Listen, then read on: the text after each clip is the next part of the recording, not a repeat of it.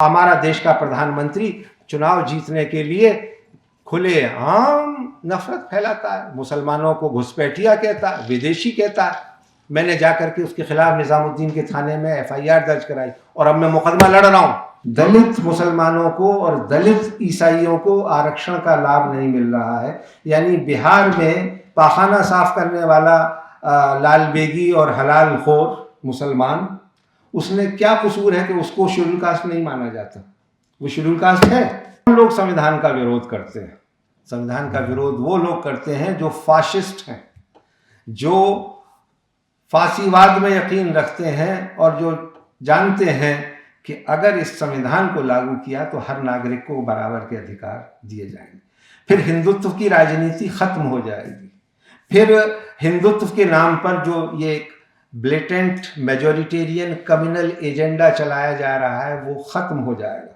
ये संविधान जो है ये अल्पसंख्यकों, खासकर मुसलमानों और सिखों के साथ न्याय नहीं कर पाया।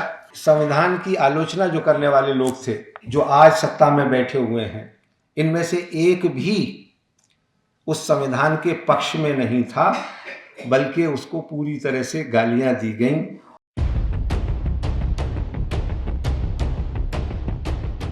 आज के इस सिंपोजियम, इस जलसे के सदर जाने माने सामाजिक और मानवाधिकार कार्यकर्ता ND पंचोली साहब, हमारे सरदार जी चंडीगढ़ से आए, सरदार दया सिंह जी, बेगम दया सिंह जी, भाई जयशंकर जी और तमाम ख़वातीन हज़रात जो इस ठंड के बावजूद दया सिंह जी की मोहब्बत में इस कार्यक्रम में शरीक होने के लिए यहाँ तशरीफ़ लाए हैं।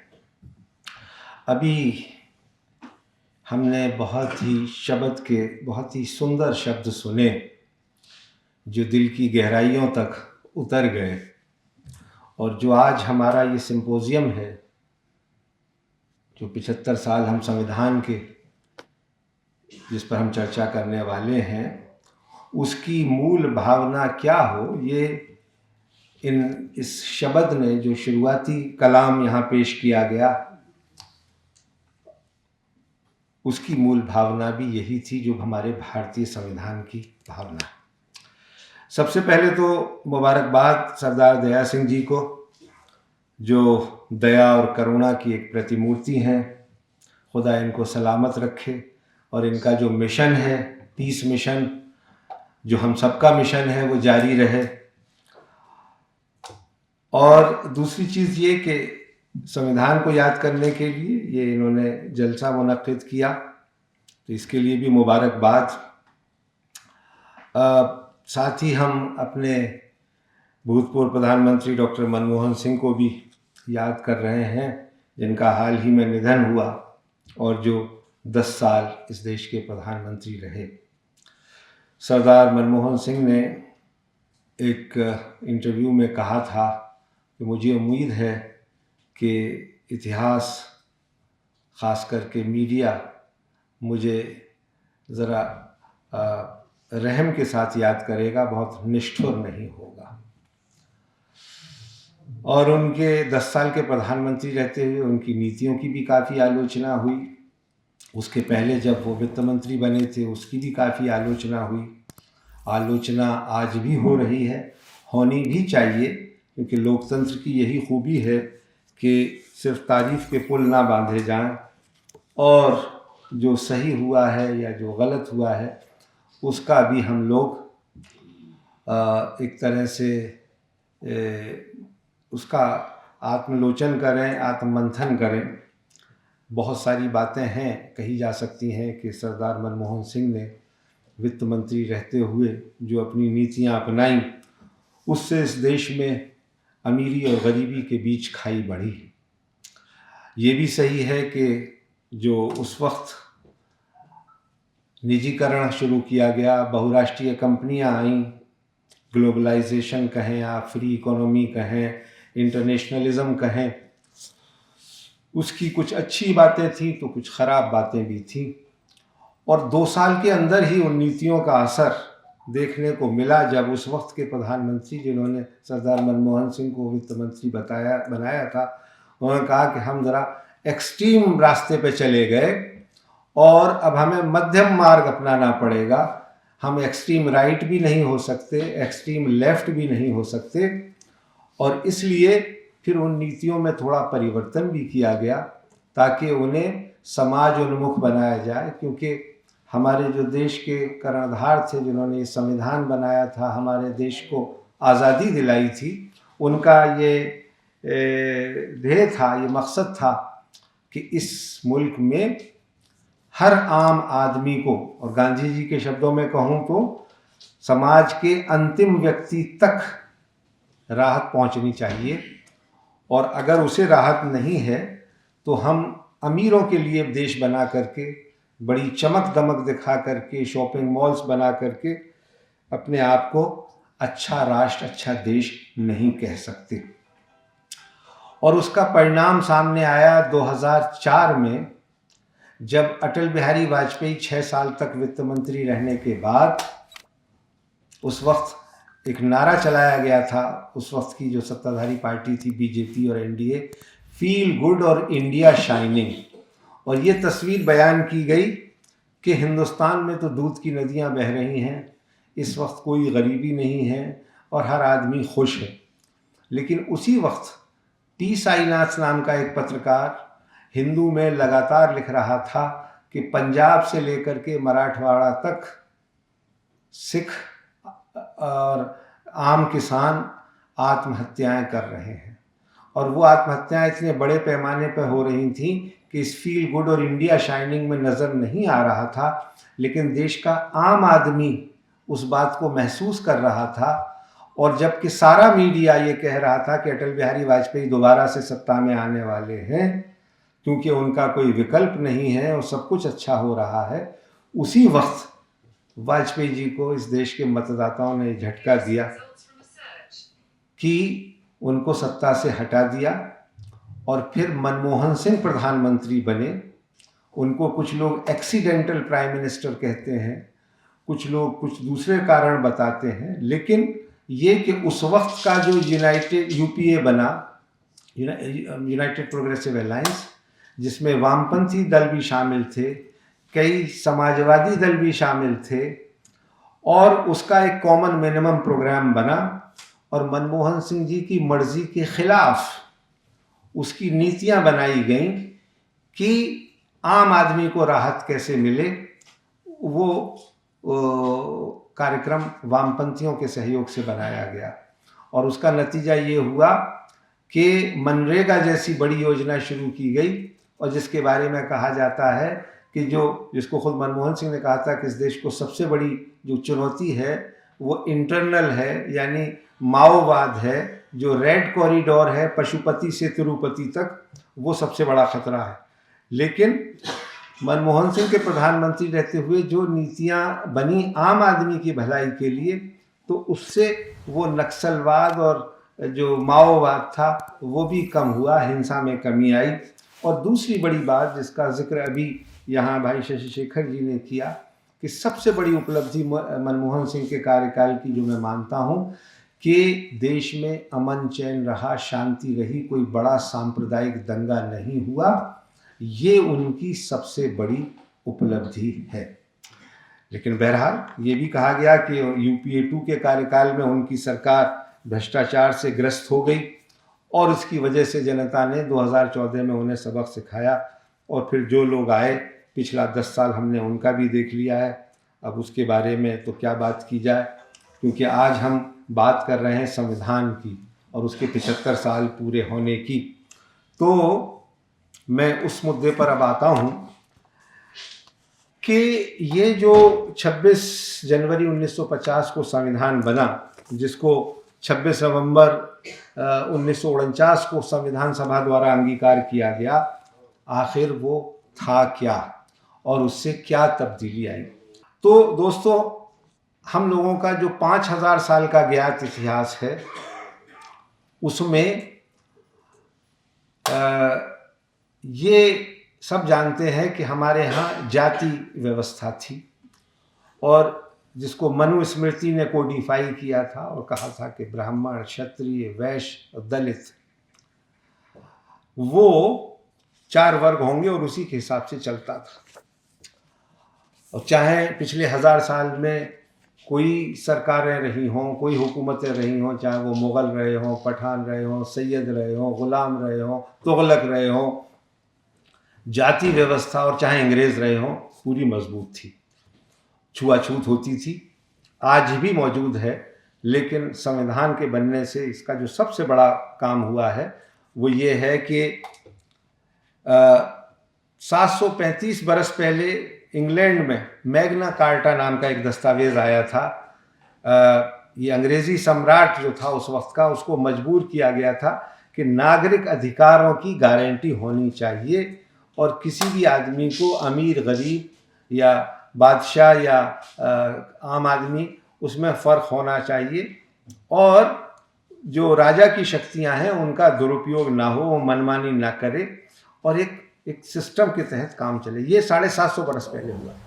लेकिन डॉक्टर अंबेडकर ने 75 बरस पहले जो हमें एक नया संविधान बना के दिया, उसमें एक झटके से, यानी जिस दिन उस पर दस्तखत हो गए संविधान सभा के सदस्यों के और अध्यक्ष के और वो लागू हो गया 26 जनवरी 1950 को, तो सब जो 5000 साल पुरानी परंपराएं थीं, गुलामी थी, छुआछूत थी, अस्पृश्यता थी, उसको अपराध घोषित किया गया और ये कहा गया कि इस देश में हर नागरिक, चाहे वो किसी भी जाति, धर्म या भाषा का बोलने वाला हो, संप्रदाय का हो, उस सब के अधिकार बराबर होंगे। कोई ऊंचा, कोई नीचा नहीं है, कोई बड़ा या छोटा नहीं है।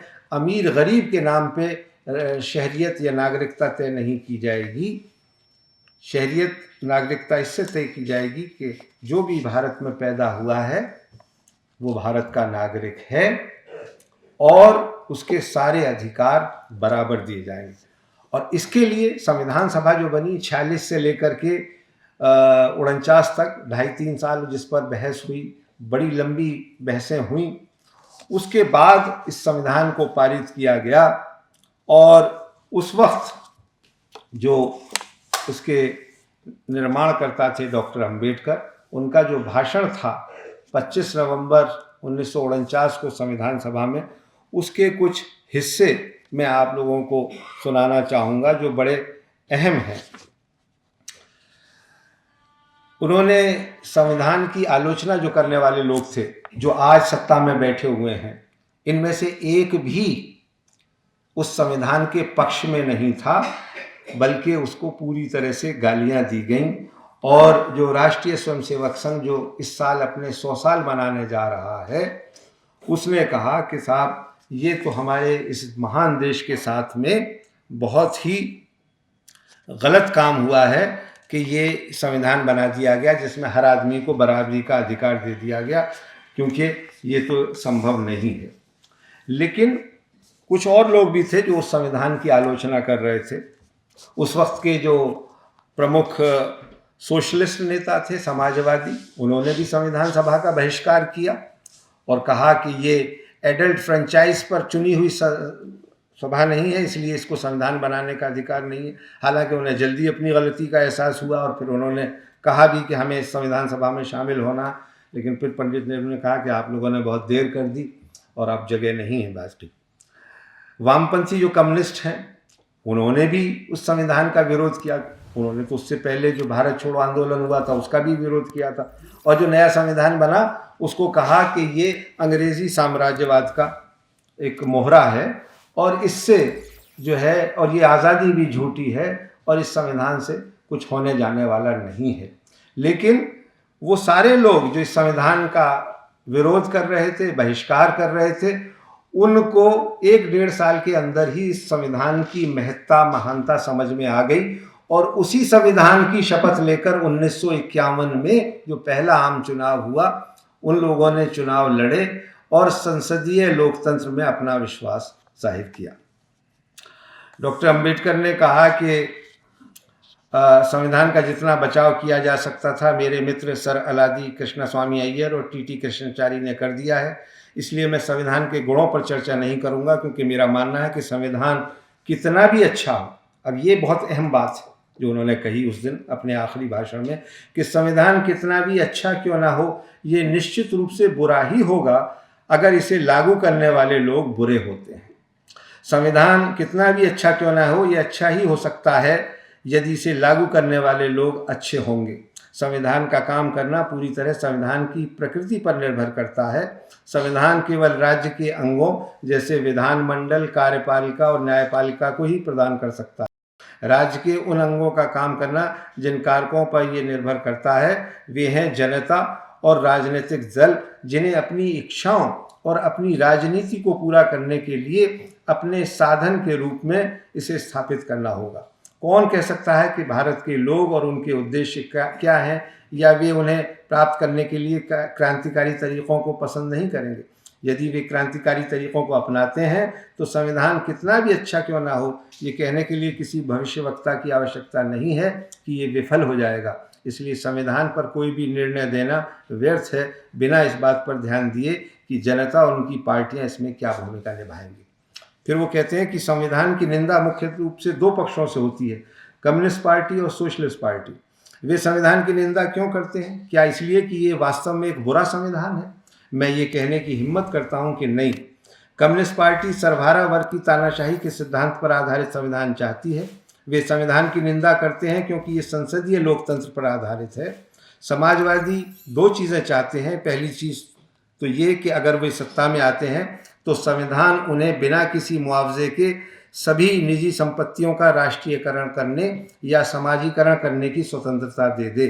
दूसरी चीज़ जो समाजवादी चाहते हैं वो ये कि संविधान में वर्णित मौलिक अधिकार निरपेक्ष और बिना किसी सीमा के होने चाहिए, ताकि अगर उनकी पार्टी सत्ता में आने में विफल हो जाती है तो भी उन्हें न केवल आलोचना करने की बल्कि राज्य को उखाड़ फेंकने की भी पूरी आज़ादी होनी चाहिए। फिर आगे वो कहते हैं, क्या इतिहास खुद को दोहराएगा? यही विचार मुझे चिंता से भर देता है। ये चिंता इस तथ्य के एहसास से और भी बढ़ जाती है कि जाति और धर्म के रूप में हमारे पुराने शत्रुओं के अलावा हमारे पास कई राजनीतिक दल होंगे जिनके राजनीतिक धर्म अलग अलग और विरोधी होंगे। क्या भारतीय देश को अपने धर्म से ऊपर रख पाएंगे या धर्म को देश से ऊपर रखेंगे? मैं नहीं जानता, लेकिन इतना तो तय है कि अगर दल धर्म को देश के ऊपर रखेंगे तो हमारी स्वतंत्रता दूसरी बार खतरे में पड़ जाएगी और शायद हमेशा के लिए हम इसे खो देंगे। इस संभावना से हम सभी को दृढ़ता से बचना चाहिए। हमें अपने खून की आखिरी बूंद तक अपनी स्वतंत्रता की रक्षा करने का दृढ़ संकल्प लेना चाहिए। भारत इस अर्थ में एक लोकतांत्रिक देश होगा कि उस दिन से भारत में लोगों द्वारा और लोगों के लिए बनाई गई सरकार होगी। ये दूसरा विचार है जो मेरे मन में आता है और मुझे पहले विचार की तरह ही चिंतित करता है। अब बात सरदार दया सिंह जी की। सरदार दया सिंह जी क्या कहते हैं? वो ये कहते हैं कि साहब, ये संविधान जो है ये अल्पसंख्यकों खासकर मुसलमानों और सिखों के साथ न्याय नहीं कर पाया, और इसलिए वो अपनी ये जो किताब है आईना, इसमें वो सरदार हुकुम सिंह और सरदार भूपेंद्र सिंह मान का उल्लेख करते हैं जो संविधान सभा के सदस्य थे और जिन्होंने ये कहते हुए संविधान सभा का बहिष्कार किया कि ये अल्पसंख्यकों खासकर सिखों को उनके अधिकार देने में विफल रहा। दया सिंह जी, मैंने कहा कि बहुत सारी कमियां हैं भारतीय संविधान में और वो रहेंगी, और 100 से ज़्यादा बार उसमें संशोधन भी हो चुका है, लेकिन आज भी पूरी दुनिया में ये माना जाता है कि मानवाधिकारों की रक्षा का इससे बेहतर दस्तावेज कोई और दूसरा हो नहीं सकता। और कौन लोग संविधान का विरोध करते हैं? संविधान का विरोध वो लोग करते हैं जो फाशिस्ट हैं, जो फांसीवाद में यकीन रखते हैं और जो जानते हैं कि अगर इस संविधान को लागू किया तो हर नागरिक को बराबर के अधिकार दिए जाएंगे। फिर हिंदुत्व की राजनीति खत्म हो जाएगी। फिर हिंदुत्व के नाम पर जो ये ब्लेटेंट मेजॉरिटेरियन कम्युनल एजेंडा चलाया जा रहा है वो खत्म हो जाएगा। अभी क्या हुआ पिछले लोकसभा चुनाव में? यही कि उत्तर प्रदेश में खास करके राजनीतिक दल, जो विपक्षी पार्टियां थीं, वो ये नैरेटिव बनाने में कामयाब रहे कि ये लोग सत्ता में आए तो ये संविधान बदल देंगे, उसे ख़त्म कर देंगे। और उसके वाजिब कारण थे, क्योंकि उनके कई नेता जब ये कह रहे थे कि हम जब 400 पार आ जाएंगे तो हम इस संविधान को बदल देंगे। इसीलिए देखिए, कई बार कुदरत भी आपको एक ऐसा चांटा मारती है कि जिस अयोध्या को लेकर के आप राजनीति कर रहे थे, पूरे देश में हिंदुत्व की बात कर रहे थे, और जिस मुद्दे पर आप 2014 और 2019 में चुनाव जीते थे, वहीं से चुनाव हार गए। और वहीं नहीं हारे, बल्कि पूरे अयोध्या मंडल में जो 8-10 सीटें हैं, वहां बीजेपी बुरी तरह से हारी। जो राम मंदिर का निर्माण करने वाला व्यक्ति था, नृपेंद्र मिश्रा, प्रधानमंत्री कार्यालय का एक बड़ा अफसर, उसका बेटा चुनाव लड़ा पड़ोस की सीट से, वो भी चुनाव हार गया। तो क्या होता है कि कभी किसी को मुकम्मल जहां नहीं मिलता, कभी जमीन तो कभी आसमान नहीं मिलता। आप कह सकते हैं कि हमारे साथ बहुत ज्यादती हुई, आप ये कह सकते हैं कि ऑपरेशन ब्लू स्टार के वक्त संविधान की रक्षा नहीं हो पाई, संविधान तार तार हुआ। आप कह सकते हैं कि 1984 के जो इंदिरा गांधी की हत्या के बाद इस शहर में सिख विरोधी दंगे हुए, उसमें संविधान की मर्यादा नहीं रह पाई। आपने अपनी किताब में और अपने लेखों में सही लिखा है कि 2002 में जब गुजरात में मुसलमानों का कत्लेआम हुआ तो संविधान की रक्षा नहीं हो पाई। खुद उस वक्त के प्रधानमंत्री अटल बिहारी वाजपेयी ने कहा कि नरेंद्र मोदी मुख्यमंत्री राजधर्म का पालन करने में विफल रहे, सार्वजनिक रूप से कहा। तो क्या हमें ये संविधान बदल देना चाहिए, या ये संविधान हमारे काम का नहीं रहा? मेरी नाक़िस राय है, हो सकता है मैं गलत हूँ, और हो सकता है कि आप में से और कई लोग इसका बेहतर जवाब दे सकें।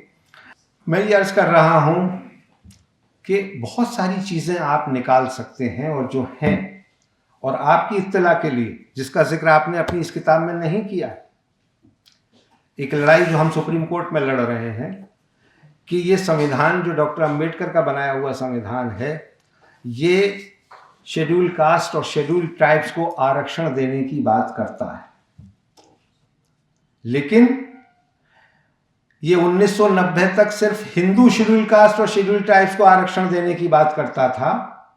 1990 में जब वीपी सिंह प्रधानमंत्री हुए, जिनके प्रधानमंत्री काल में डॉक्टर अंबेडकर को भारत रत्न दिया गया, जो बहुत पहले दे दिया जाना चाहिए था, उन्होंने जो सिख शेड्यूल कास्ट हैं, जिन्हें आप लोग शायद मजहबी सिख कहते हैं, और जो बौद्ध सिख हैं, बौद्ध हरिजन हैं, दलित हैं, उनको आरक्षण देने का काम किया।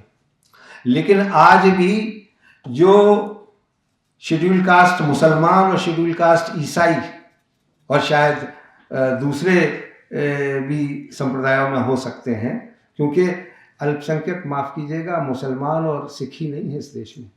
मुसलमानों के बाद दूसरा नंबर ईसाइयों का है, और फिर सिख आते हैं, और उसके बाद बौद्ध भी हैं, जैन भी हैं, पारसी भी हैं। ये तो मजहबी अल्पसंख्यक है, और फिर पता नहीं कितने इस देश में भाषाई अल्पसंख्यक हैं।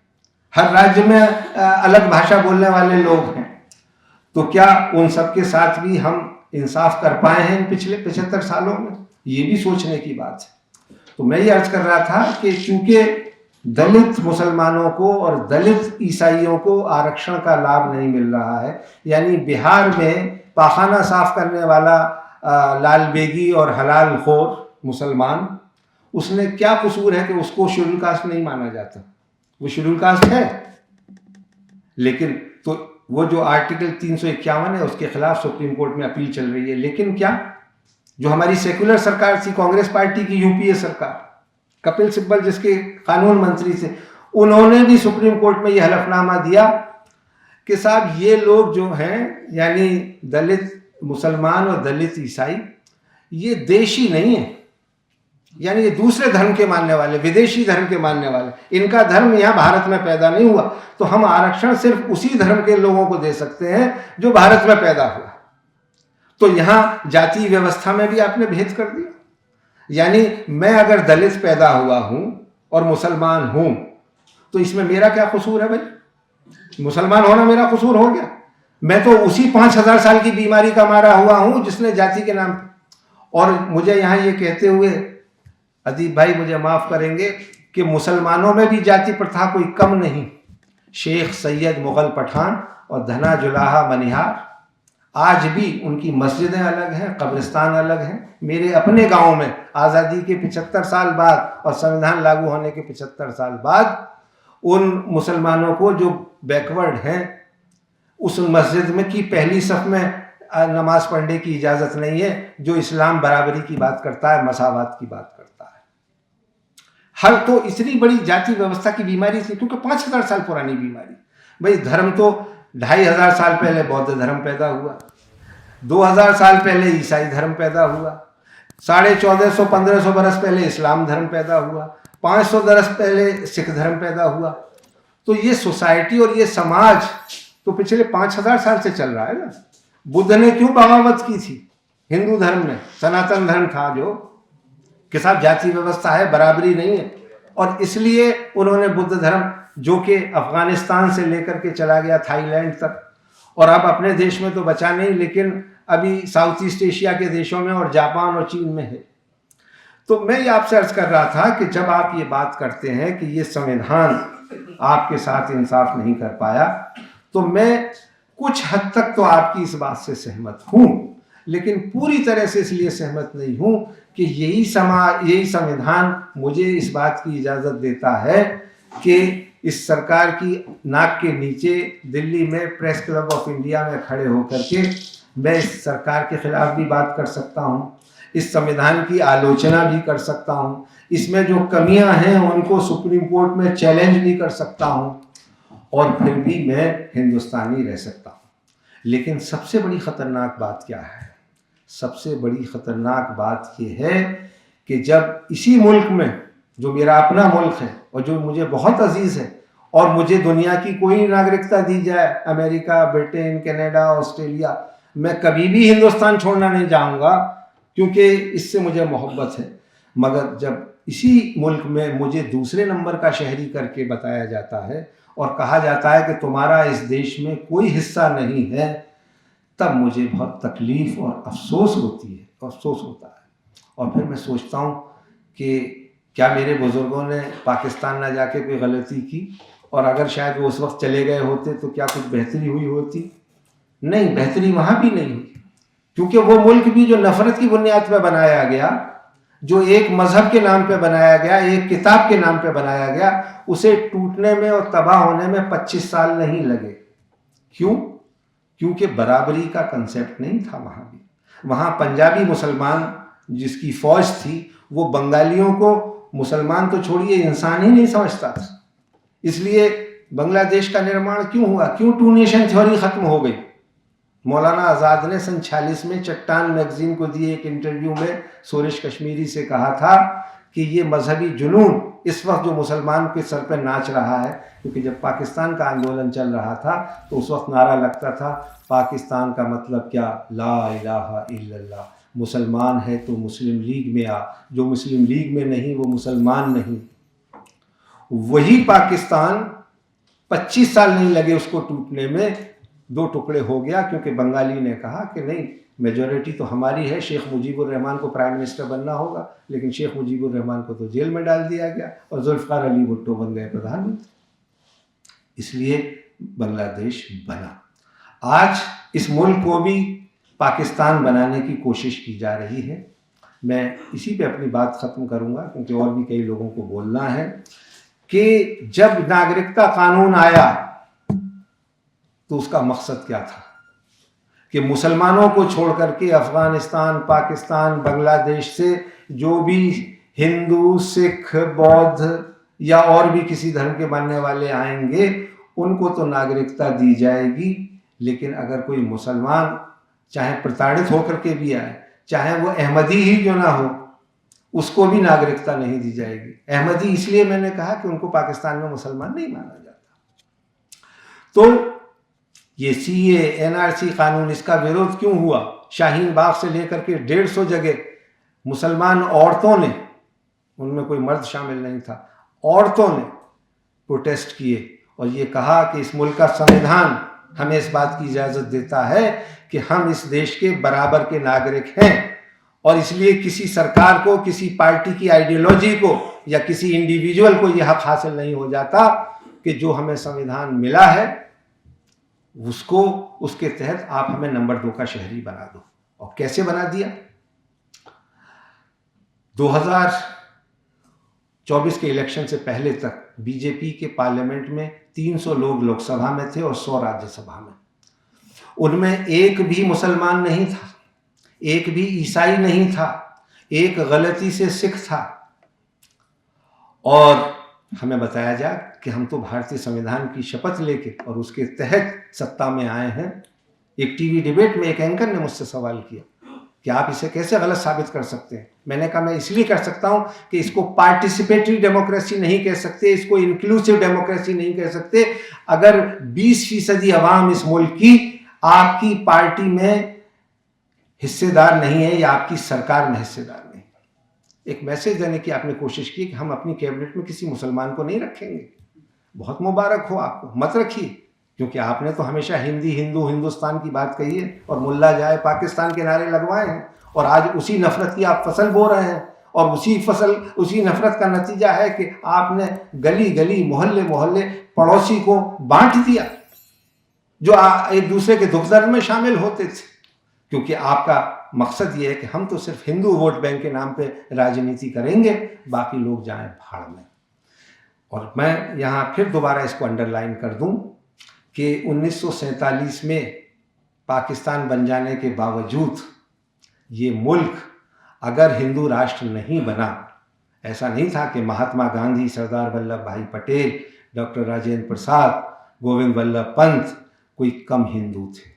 जवाहरलाल नेहरू और मौलाना आज़ाद का नाम नहीं ले रहा हूँ मैं, लेकिन उन्होंने तय किया कि इस मुल्क को एक रहने की अगर कोई शर्त हो सकती है तो वो वही वायदा है जो हमने इस मुल्क की आवाम से किया था, जो सन 1920 से लेकर के 47 तक ऑल इंडिया कांग्रेस कमेटी के जितने इजलास हुए, उसके जो प्रस्ताव हैं, डॉक्टर अंबेडकर ने जो संविधान बनाया है उसमें उन सारे प्रस्तावों को रखा गया।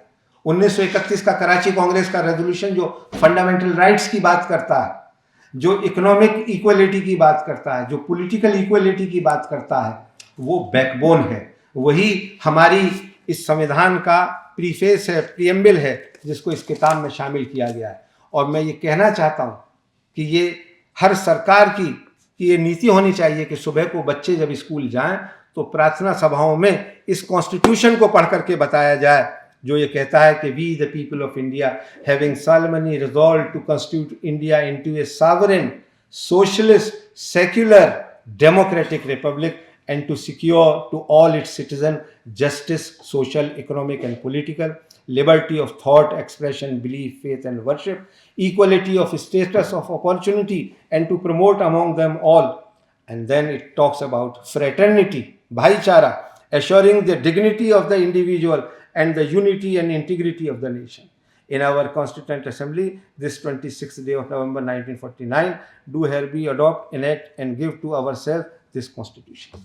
इसका प्रीफेस, इसका प्रीएम्बल संविधान का भाईचारे की बात करता है। और हमारा देश का प्रधानमंत्री चुनाव जीतने के लिए खुलेआम नफरत फैलाता है, मुसलमानों को घुसपैठिया कहता है, विदेशी कहता है।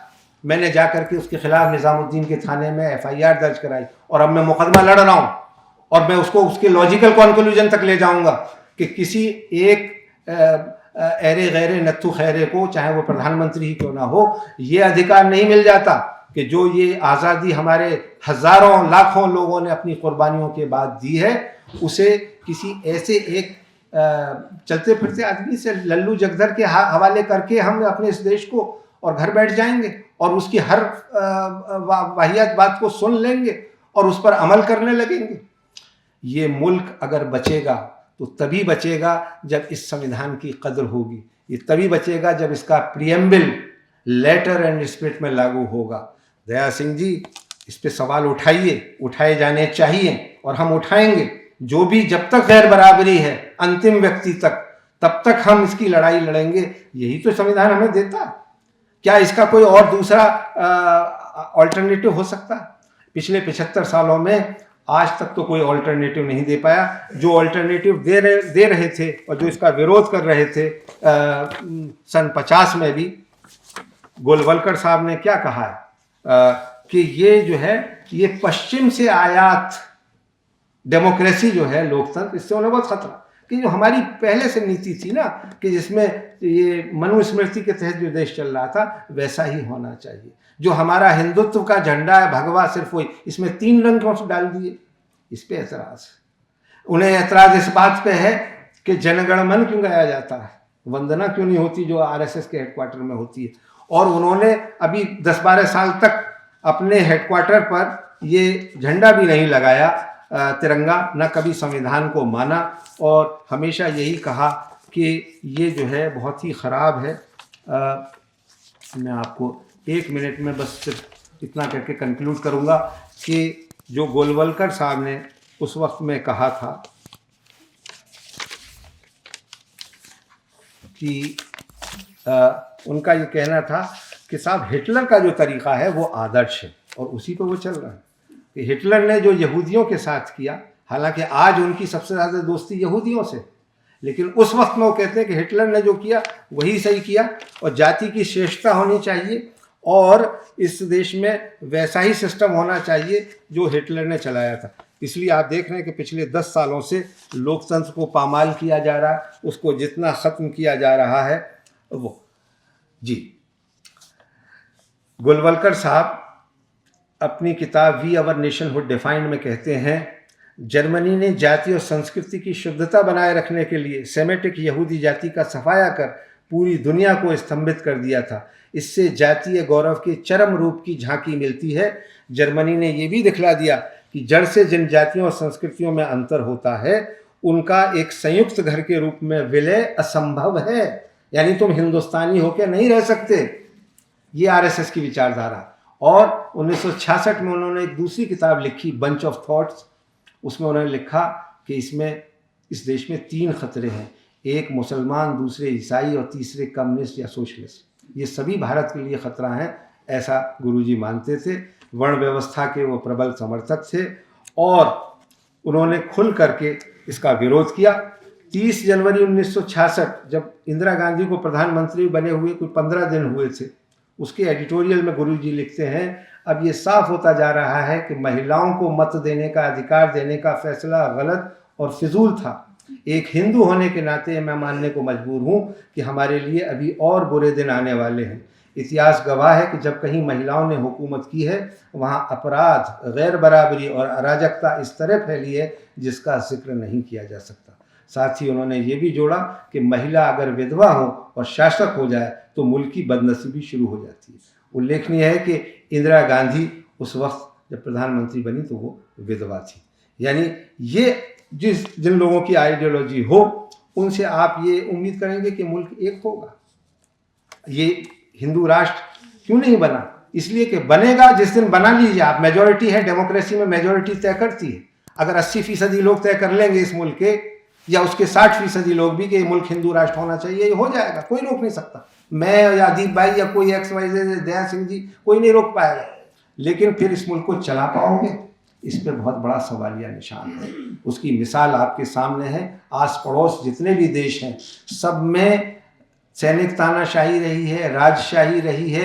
अकेला भारत तीसरी दुनिया के ऐसे देशों में है जिनमें इमरजेंसी के 19 महीने छोड़ दीजिए तो पिछले 75 साल से लोकतंत्र चल रहा है।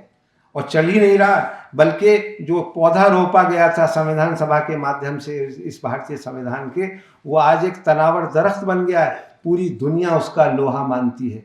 और मनमोहन सिंह जब हमारे प्रधानमंत्री थे तो पूरी दुनिया में उनकी एक धाक थी। उन्हें तो सिख होने के नाते, कितने इस देश में सिख हैं, प्रधानमंत्री क्या, उन्हें तो सांसद बनने के भी लाले पड़ गए और पढ़ ही गए थे। नई दिल्ली से जब लोकसभा चुनाव लड़े तो हरा दिया गया, लेकिन वो इस देश के प्रधानमंत्री बने। उस समय मैं लंदन में था, BBC में काम करता था, तो वहाँ विदेशी अंग्रेज़ खास करके मुझसे सवाल करते थे, यार what kind of country this India. मैंने कहा क्यों, क्या हुआ? कि इसमें इस देश का प्रधानमंत्री एक सिख है, राष्ट्रपति एक मुसलमान है और उसको चलाने वाली सरकार को UPA चेयरपर्सन सोनिया गांधी एक ईसाई है। ऐसा भी संभव है, ऐसा भी होता है। पाकिस्तानियों को यकीन नहीं होता था कि ऐसे भी देश चलता है। क्या वाजपेयी जी को अब गद्दी छोड़ के जाना पड़ेगा? मैंने कहा हमारे यहाँ तो जाना ही पड़ता है, पाकिस्तान में शायद न जाना पड़ता। तो बहुत बहुत शुक्रिया, आप लोगों ने मेरी बात सुनी। मैं माफ़ी चाहता हूँ अगर मेरी बात से किसी को दिल आज़ारी हुई हो, कोई तकलीफ़ पहुँची हो, लेकिन दया सिंह जी को मुबारकबाद दीजिए कि इन्होंने जो झंडा उठा रखा है ये जारी रहे। ये हर मौसम में बारिश की, ठंड की, गर्मी की परवाह किए बिना जो बात इनको कहनी होती है और जो इनका पीस मिशन है उसको लेके कश्मीर से कन्याकुमारी और कच्छ से कोहिमा तक जिहाद छेड़े रहते हैं। बहुत बहुत मुबारक दया सिंह जी, और बहुत बहुत शुक्रिया, धन्यवाद।